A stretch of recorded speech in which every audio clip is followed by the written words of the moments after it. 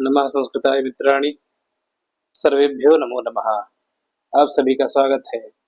आज के इस व्याख्यान में हम लोग दुर्गा सप्तशती का अध्ययन कर रहे हैं, जिसमें हमने प्रथम अध्याय को संपन्न कर दिया है। और उस प्रथम अध्याय में मधुकैटभ की उत्पत्ति, भगवती महामाया की उत्पत्ति एवं मधुकैटभ का अहंकार, दर्प एवं उन मधु और कैटभ का भगवान विष्णु के हाथों मारा जाना, ये सारा वृत्तांत हमने पहले अध्याय में पढ़ा। अब हम आते हैं दूसरे अध्याय की ओर। तो दूसरे अध्याय का सारांश क्या है, कहानी क्या है? तो देवताओं के तेज से देवी का प्रादुर्भाव और महिषासुर की सेना का वध। तो देवताओं के तेज से देवी की उत्पत्ति होगी और महिषासुर नाम का एक असुर होगा, जिसकी सेना का और उस महिषासुर का भी वध होगा।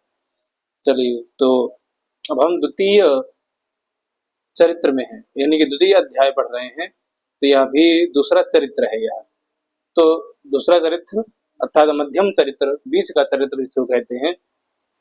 तो आइए उसके विनियोग को देखते हैं।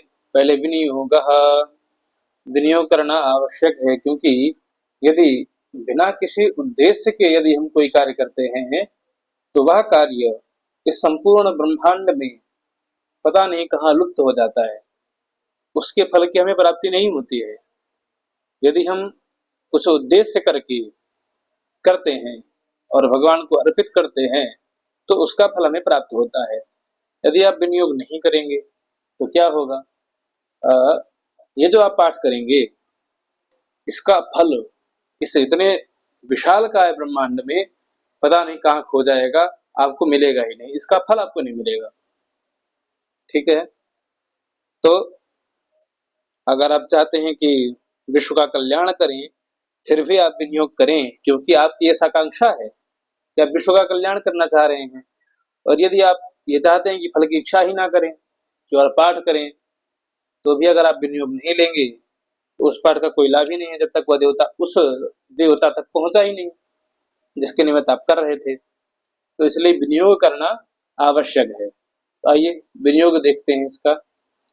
ओम मध्यम चरित्रस्य विष्णुर्षिः महालक्ष्मीर्देवता उष्णिच्छन्दः शाकंभरी शक्तिः दुर्गा बीजं वायुस्तत्त्वं यजुर्वेदः स्वरूपं श्री महालक्ष्मी प्रीत्यर्थम मध्यम चरित्र जपे अथवा पाठे विनियोगः।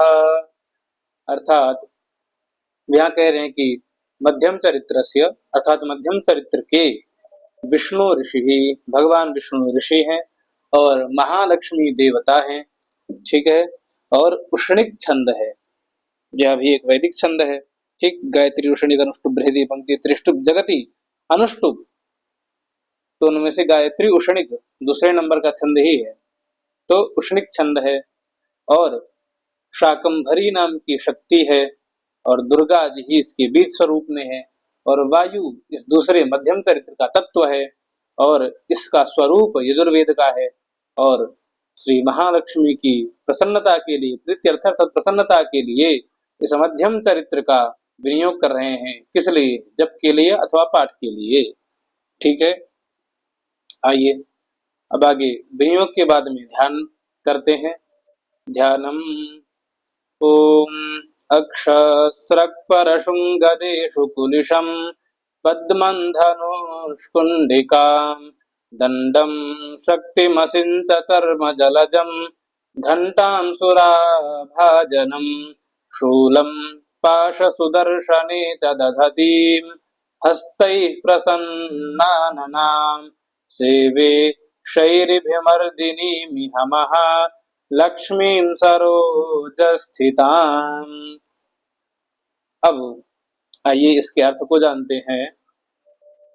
तो यहाँ पर कहे कि सरोज स्थिताम, सरोज कहते हैं कमल, सरह जायते इति सरोजः, सर कहते हैं तालाब इत्यादि को। तो तालाब इत्यादि में उत्पन्न होने वाला जो कमल है, उस कमल में स्थिताम अर्थात बैठी हुई। और कैसी बैठी हुई हैं? तो प्रसन्न आननाम, प्रसन्न मुख वाली ना, प्रसन्न मुख वाली और सैरिभ मर्दिनी, यह माने यहाँ पर सैरिभ मर्दिनी, सैरिभ कहते हैं महिष को, सैरिभ अर्थात महिष, अर्थात महिषासुर को, मर्दिनी अर्थात महिषासुर का मर्दन करने वाली, उसको मारने वाली महालक्ष्मी, महालक्ष्मी देवी को सेवे, महालक्ष्मी देवी की सेवा करता हूँ। ठीक है, समझ में आ गया ये सरोज अर्थात कमल पर बैठी हुई, प्रसन्न आनंद माने प्रसन्न मुख वाली, सैरिभ मर्दिनी अर्थात महिषासुर को मारने वाली महालक्ष्मी देवी, यह सेवे, महालक्ष्मी देवी की मैं यहाँ पर सेवा करता हूँ, उपासना करता हूँ अथवा स्तुति करता हूँ। और वह देवी है कैसी महालक्ष्मी? तो हस्तैहि दधती, हाथों में धारण करती है, हस्तैहि अर्थात हाथों में, दधती धारण करती हैं। क्या धारण करती हैं? अक्षस्रक, स्रक माने होती है माला, और माला किसकी है? अक्ष, अक्ष यानी रुद्राक्ष, तो रुद्राक्ष की स्रक माने माला को धारण करती हैं। परशुम अर्थात फरसे को, और गदा, इशु, इशु माने बाण, कुलिश, कुलिश माने होता है वज्र, वज्र को, पद्मम, पद्म अर्थात कमल को, ठीक, और धनुष, धनुष को, कुंडिकाम, कुंडिका नाम का एक अस्त्र था, महाभारत के समय में भी इसका प्रयोग होता था। यह, इसका जो ऊपरी भाग था वह हल के जैसा होता था, हल देखें जो खेत पे चलाया जाता था पहले बैलों पे नाद के, तो वो उस हल के जैसा उसका ऊपरी स्वरूप होता था, और उसका मध्य भाग जो है उसमें शायद 5 फीट का आसपास रहता था, तो ऐसा वह हल के जैसा रहता था, कुंडिका जिसको कहते थे, हल के जैसा वह स्वरूप वाला मान सकते हैं। ठीक, और क्या धारण करती हैं? दंडम, दंड धारण करती हैं, और शक्तिम, शक्ति को, असीम, असी अर्थात तलवार को कहते हैं, खड्ग को, ठीक, तो तलवार को धारण करती हैं, और चर्म, चर्म अर्थात तो चर्म से बना हुआ खड्ग, ढाल, चर्म से बना हुआ ढाल, और क्या धारण करती हैं? जलजम, तो शंख भी जलज होते हैं, अर्थात जल से उत्पन्न हुए होते हैं, तो जलज से शंख का ग्रहण करना है, ठीक, तो शंख को धारण करते हैं, और घंटाम, घंटा को धारण करते हैं, और सुराभाजनम, सुरा अर्थात जो मधु है, मदिरा जिसको कहते हैं उसका, अथवा सुरा से मधु कह सकते हैं ना, मधु भाजनम, भाजन माने पात्र है, तो सुरा का पात्र या मधु का पात्र, ठीक, और शूलम, शूल माने त्रिशूल, ठीक, और पाश अर्थात रस्सी, और सुदर्शनी, सुदर्शन को, चाहे जहां भी है और शब्द जोड़ लीजिएगा, और सुदर्शनी, सुदर्शन को, हस्तैहि दधती, हाथ में धारण करती हैं। इतनी चीजें कितनी हैं? अक्षस्रक 1, परशुम 2, गदा 3, इशु 4, कुलिश 5, पद्म 6, धनुष 7, कुंडिका 8, दंड 9, शक्ति 10, असी 11, चर्म 12, जलज 13, घंटा 14, सुराभाजन 15, और शूल 16, पास 17, सुदर्शन 18। तो 18 चीजों को यह देवी महालक्ष्मी हस्तैहि दधती, हाथों में धारण करती हैं। ठीक है, तो ये अष्टादश भुजा है, ठीक है, कैसी हैं ये? अष्टादश भुजा, ठीक, तो ये इनका ध्यान है। इस प्रकार की महादेवी को जो प्रसन्न आनंद वाली हैं, सरोज पर बैठी हैं, ऐसी महिषासुर का मर्दन करने वाली देवी को मैं से भी भजता हूँ। ठीक है, अब आते हैं, इसका प्रारंभ करते हैं इस अध्याय का। तो जैसा कि मैंने आपको पूर्व में बताया था कि प्रथम चरित्र में ह्रीम, द्वितीय चरित्र में प्रथम चरित्र में ऐम, द्वितीय चरित्र में ह्रीम, तो मध्यम चरित्र जब शुरू हो रहा है तो वहां ह्रीम नाम का बीज मंत्र लगा करके ही इसको प्रारंभ किया जाएगा, और जहां पर यह संपन्न होगा उस अध्याय के अंत में ह्रीम ओम ऐसा शब्द मिलेगा। ठीक है, तो ध्यान रखिएगा ह्रीम ओम कहाँ पे आता है, जहां पे ह्रीम ओम शब्द आएगा वहीं पर ये आपका मध्यम चरित्र संपन्न होगा। ठीक है, वैसे तो ये चौथे अध्याय में ही आएगा लास्ट में। ठीक है, कंफ्यूजन दूर है इसलिए बता रहा हूँ।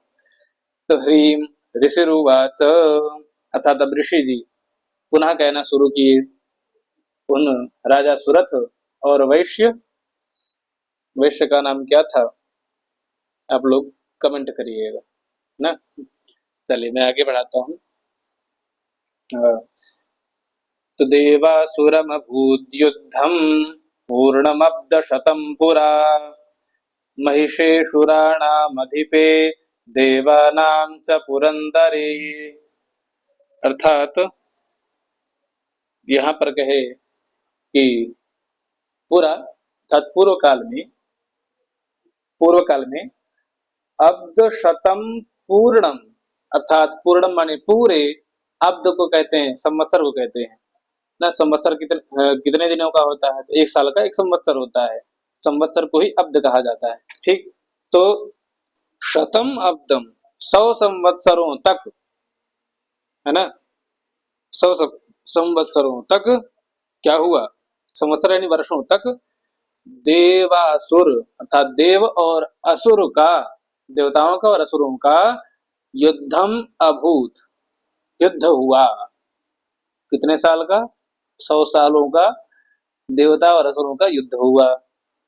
तो उसमें क्या हुआ, तो उसके लिए आगे कहे कि महिषे सुराणाम अधिपे देवानां च पुरंदरे, अर्थात दोनों सेनाओं की ओर से सेनाध्यक्ष कौन था, तो कहे कि सेना नायक कौन था, तो असुराणाम अर्थात असुरों के, है ना, असुरों के अधिपे अधिपति महिषे, अर्थात जो महिष था, महिषासुर जो था वह असुरों का क्या हुआ, नेता हुआ, नायक हुआ। और देवानाम देवताओं का पुरंदरे, पुरंदरे इत्युक्ते इंद्र, पुरंदर इंद्र का वाची है। ठीक है, वर्तमान इंद्र का नाम भी पुरंदर ही है। तो देवताओं की ओर से नेतृत्व कौन कर रहा था, पुरंदर, और असुरों की ओर से महिषासुर। ठीक है, ये बात कंफर्म है।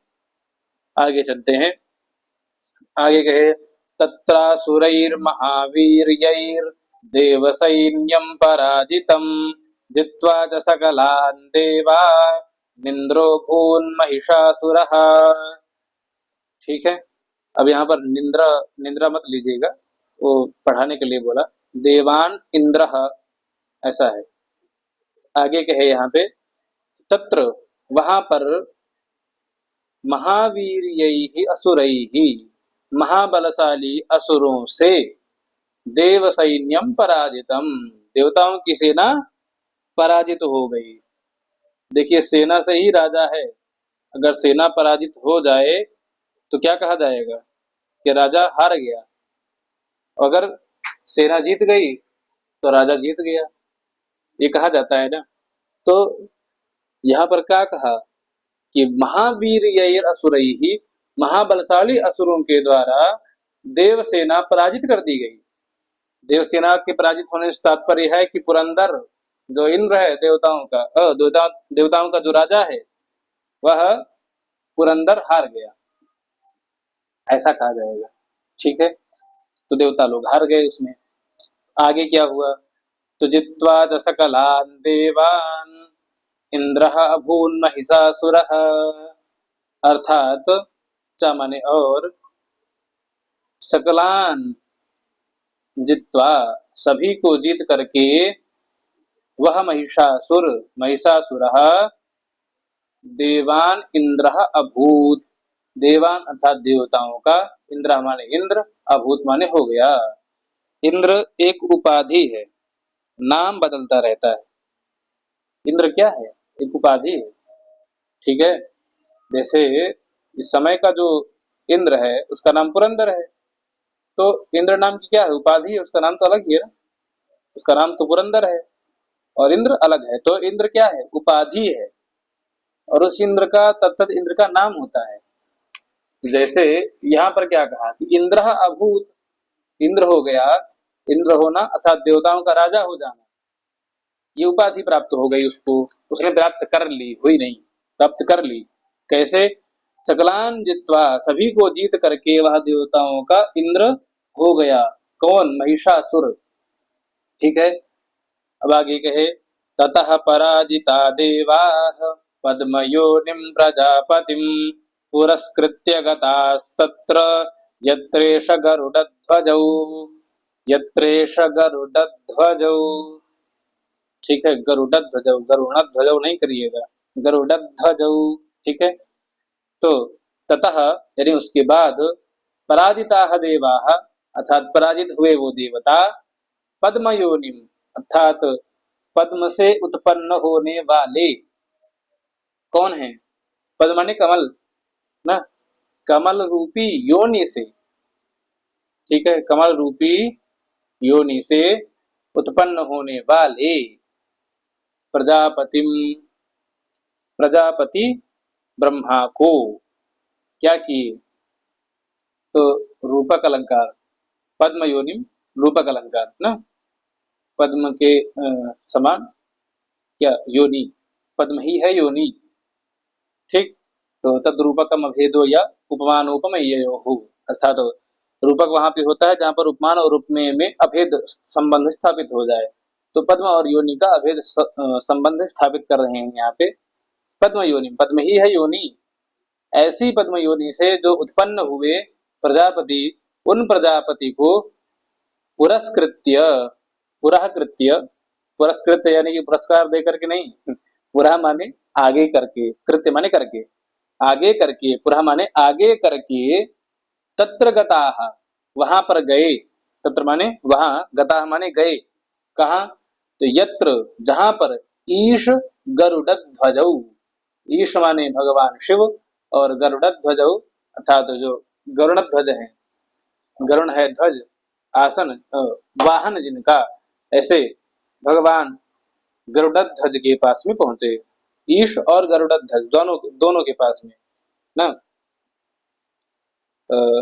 उसमें अमर कोश में स्वर्ग वर्ग में ही जहां पर देवताओं का पर्याय लिखा है, वहीं पर भगवान रुद्र के पर्यायों में शंभुरीशः पशुपति ही ऐसा करके आया है। तो शंभुरीशः, शंभु ईशः, ईश कहते हैं भगवान, भगवान रुद्र को, शिव को। ठीक है, यत्र ईश गरुड़ध्वज, ईश और गरुड़ध्वज दोनों उपस्थित थे जहां पर, तत्र गताः वहां पर गए। ठीक, तो वहां पर जाकर के क्या करिए, क्या किए? तो कहे कि यथा वृत्तम तयोस्तद्वन् महिषासुरचेष्टितम् त्रिदशाः कथयामासुर देवाभिभव विस्तरम्। अर्थात अब वहां पर क्या कहे ये लोग, तो महिषासुर चेष्टितम, महिषासुर के द्वारा की गई चेष्टा, अर्थात महिषासुर का जो पराक्रम था उसको, त्रिदशाह अर्थात त्रिदश कहते हैं देवताओं को, तो वो देवता, उन देवताओं ने क्या बताया कि महिषासुर चेष्टितम अर्थात महिषासुर के पराक्रम को कहा, और देवाह, देवा अभिभव विस्तरम, देवताओं के अभिभव अर्थात पराजय को, अभिभव माने पराजय हो जाना, देवताओं के अभिभव यानी पराजय को विस्तरम विस्तार पूर्वक कथयामासुहु, देवताओं ने कह डाला, लिट लगा ना, कथयामासुहु, तो देवताओं ने कह डाला। ठीक है, कैसा कहा? तो यथावृत्तम तदवत, जैसा वृत्त हुआ, जैसी कहानी घटित हुई, वैसा वृत्त तदवत वैसा ही कह दिया, कुछ भी इधर उधर से मसाला मिर्च नहीं जोड़ा ना, तदवत वैसा ही कहा। किससे? तयोहो, तयोहो ईश गरुड़ध्वजयोहो सम्मुखे ना, ईश और गरुड़ध्वज भगवान के सामने, तयोहो उन ईश और गरुड़ध्वज भगवान के सामने, यथावृत्तम जैसी कहानी घटी, तदवत उसी प्रकार, त्रिदशाह वो देवता क्या किए, कथया मासुहु कह दिए, और क्या क्या कहे, तो महिषासुर चेष्टितम और देवा अभिभव, और कैसे विस्तरम, विस्तार पूर्वक कथयामासु, कहे क्या कहे, देवताओं का अभिभव यानी पराजय और महिषासुर का जीतना, उनका उसका पराक्रम,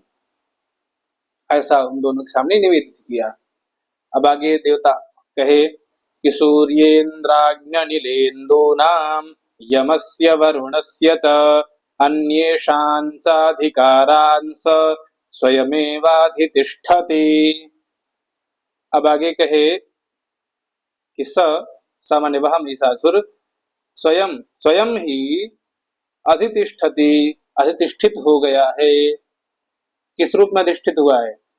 तो कहे कि सूर्य और इंद्र, सूर्य इंद्र, सूर्येंद्र, तो सूर्य और इंद्र और अग्नि, ठीक है, अग्नि माने अग्नि जानते हैं सभी लोग, और अनिल, अनिल माने वायु, ठीक, और अनिल के बाद में इंदु नाम, अर्थात इंदु माने चंद्रमा। तो यहाँ नाम षष्ठी विभक्ति का बहुवचन क्यों प्रयोग किए? क्योंकि बहुत सारे लोगों का ना एक साथ में, सूर्य इंद्र अग्नि अनिल इंदु, 5 लोगों का, इसलिए बहुवचन प्रयोग किए। तो सूर्य द्वंद्व समास यहाँ पर ग्रहण है। तो सूर्यश्च इंद्रश्च अग्निश्च अनिलश्च इंदुर इंदु, सूर्येन्द्र, तो सूर्य इंद्र अग्नि अनिल इंदु नाम, ऐसा षष्ठी बहुवचन प्रयोग बनेगा। तो सूर्य इंद्र अग्नि अनिल यानी कि वायु, इंदु अर्थात चंद्रमा, इन सभी का, षष्ठी माने का, इन सभी का, और यमस्य यमराज का, वरुणस्य वरुण का, माने और अन्येषां देवानां, जो अन्य देवता हैं, उन सभी देवताओं का अधिकारान, जो अधिकार है ना, जो अधिकार था यानी कि है, उस सब को छीन करके स महिषासुर, वह महिषासुर स्वयं खुद ही अधितिष्ठति, उस रूप में अधिष्ठित हो गया है, सबको यानी कि अधिष्ठाता बन करके बैठ गया है, ठीक। तो सभी का जो भी अधिकार था वो सब छीन लिया, सूर्य से सूर्य का, चंद्रमा से चंद्रमा का, इंद्र से इंद्र का, इंद्र तो पहले ही बन गया था, कहा ही था पहले, है ना, और फिर अग्नि का भी अधिकार छीन लिया, यम का, वरुण का, और अन्य जितने देवता थे सभी का अधिकार छीन करके वह स्वयं ही अधिष्ठित हो गया, ठीक। आगे कहे स्वर्गान् निराकृता सर्वे तेन देवगणा भुवि विचरन्ति यथा मर्त्या महिषेण दुरात्मना, अर्थात तेन दुरात्मना महिषेण, उस, तेन माने उस, दुरात्मा दुष्ट आत्मा वाले महिषासुर के द्वारा, महिषेण महिषासुर के द्वारा क्या किया गया? स्वर्गात निराकृताः, स्वर्ग से निराकृत कर दिए गए, अर्थात स्वर्ग से सर्वे देवगणाः, सभी जितने देवगण थे वह सभी स्वर्ग से निराकृत कर दिए गए, अर्थात स्वर्ग से बहिष्कृत कर दिए गए। किसने निकाल दिया? महिष ने, महिषासुर ने, ठीक। और तो वो देवता कहाँ जाएं? तो यथा मर्त्या भूवि विचरन्ति, जैसे मर्त्या मनुष्य लोग भूवि अर्थात पृथ्वी पर विचरन्ति विचरण करते हैं, वैसे ही वो देवगण भी भूवि विचरन्ति, भूमि पर आकर के विचरण करने लग गए हैं, है ना, अर्थात मनुष्यों की ही भांति वह पृथ्वी पर विचरण करने लग गए। जब भाई घर ही छिन गया तो अतल वितल सुतल तलातल रसातल महातल पाताल लोग तक में, पाताल में तो नहीं जा सकते हैं लेकिन अतल वितल में तो जा सकते हैं, तो उनमें से पृथ्वी भी आता है, तो पृथ्वी में ही आ गए, ठीक है। और तो ऐसा हुआ कि वह पृथ्वी पर आए, विचरण करने लगे ऐसे। और फिर आगे कहे एतद्वह कथितं सर्वं अमरारि विचेष्टितं शरणं वह प्रपन्नाः स्मो वधस्तस्य विचिन्त्यताम्। अब कहे कि, है ना, अमरारि, अमरारि, अमर कहते हैं, अमर कौन है? देवता है। तो उन अमरों का अरि, अरि कौन है? शत्रु, अरि मान शत्रु, तो अमरों का अरि जो महिषासुर इस समय है, वह उसकी जो विचेष्टा है ना, वह जो सोच रहा है उसने जो जो किया, विचेष्टितम, जो जो उसने, जो जो उसकी करतूतें हैं, वो सभी, वह सर्वम, वह, एतत् सर्वम, वह सब कुछ, वह माने हम सब के द्वारा, वह शब्द है युष्मत शब्द का द्वितीय चतुर्थी षष्ठी बहुवचन में बनता है। तो वह माने हम सभी के द्वारा, वह सर्वम सब कुछ, कथितम कहा गया, है ना। हम सभी ने वह सारी बातें आप लोगों से कह सुनाई हैं। और वह माने हम सभी शरणम प्रपन्ना स्मः, अर्थात आपकी शरण में प्रपन्ना आए, स्मः हैं, वह हम सभी आपके शरण में आए हैं। और आप क्या करिए, तस्य महिषासुरस्य, उस महिषासुर का, वधः, वध, विचिन्त्यताम्, उसका वध सोचिए, अथवा उसके वध का कोई उपाय सोचिए, उपाय करिए। ठीक है, चलिए अब आगे क्या हुआ। तो आगे कहे, इत्थम निशम्य देवानां वचांसि मधुसूदनः चकार कोपम शंभुश्च भृकुटी कुटिलाननौ। अब कहे कि इत्थम, इस प्रकार से, देवानाम वचांसि निशम्य, देवताओं के, वचांसि माने वचनों को, निशम्य माने सुन करके, निशम्य पिछले में भी आया था ना। तो देवताओं के वचांसि अर्थात बातों को, निशम्य माने सुन करके, मधुसूदन, अभी मधु और केटक का वध पिछले अध्याय में ही संपन्न किए है ना। तो इसलिए मधुसूदन की उपाधि में, सूदन माने नाश करने वाला, मारने वाला। तो मधुसूदन अर्थात जो मधुसूदन भगवान विष्णु हैं, और च माने और, शंभु, शंभु भगवान महादेव, दोनों लोग, शंभु और मधुसूदन दोनों लोग, कूपम चकार, क्रोधित हो गए, गुस्सा करने लग गए। और क्रोध होने पर क्या हुआ, भ्रुकुटी कुटिला नडौ, भ्रुकुटियां कैसी हो गई, भ्रुकुटी कहते हैं आंखों के ऊपर जो भौहें हैं ना, उन भौहों को ही भ्रुकुटी कहा जाता है। तो वो जो भ्रुकुटी हैं महादेव की और मधुसूदन की, वो भ्रुकुटी, वो भ्रुकुटी कुटिल हो गई हैं, टेढ़ी हो गई हैं। और आनन यानी मुख, मुख भी कुटिल, टेढ़ा हो गया। ठीक, भौहें तन गई और मुंह टेढ़ा हो गया, क्योंकि क्रोध में हमेशा व्यक्ति का क्या होता है, मुख जो है टेढ़ा हो जाता है। ठीक है। ऐसे ही कृतार्जुनीयम में भी उसके बारे में आया है, दुर्योधन के बारे में, गता विजिह्मस्वभावजिगीषया न तेन सज्जम क्वचिदुद्यतं धनुः न कृतं विजिह्ममारणम, ऐसा करके श्लोक है कुछ। तो जब युधिष्ठिर वगैरह जंगल चले गए थे, तो उसके बाद से वह अपने आप को अच्छा राजा बनाने के चक्कर में क्या करता था, उसने गुस्सा आने पर भी गुस्सा नहीं करता था, और गुस्सा आ भी जाए तो अपने मुख को टेढ़ा नहीं होने देता था। तो ये स्वाभाविक सी बात है कि यदि गुस्सा आएगा तो भौहें तन जाएंगे और मुंह टेढ़ा हो जाएगा। तो वैसे ही भगवान मधुसूदन और शंभु जी का, दोनों का विभूति टन गई, और मुख जो है, आनंद जो है, वह टेढ़ा हो गया।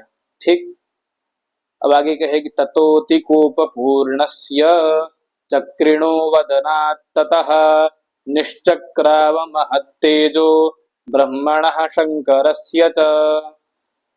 अब कहेगी ततः, उसके बाद में, अतिकोप पूर्णस्य, अतिकोप पूर्ण उन चक्रिण, चक्र को धारण करने वाले भगवान विष्णु के वदनात्, वदन से, ततः उसके बाद, उनके भगवान विष्णु के वदनात्, वदन से, और शंकर, शंकर जी के वदनात्, शरीर से, और ब्रह्मण वदनात्, ब्रह्मा जी के वदन से, महत तेज निश्चक्राम, महत तेज अर्थात महान तेज, निश्चक्राम माने उत्पन्न हुआ, निकला। ठीक है, यह प्रकट हुआ।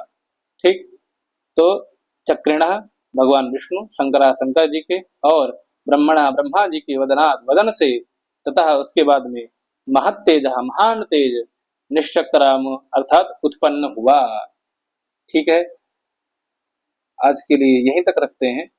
इसके बाद में, इसके आगे जो तेज निकला है उसका क्या होगा, अन्य सभी बातें अगले अग्रिम व्याख्यान में हम सभी जानेंगे।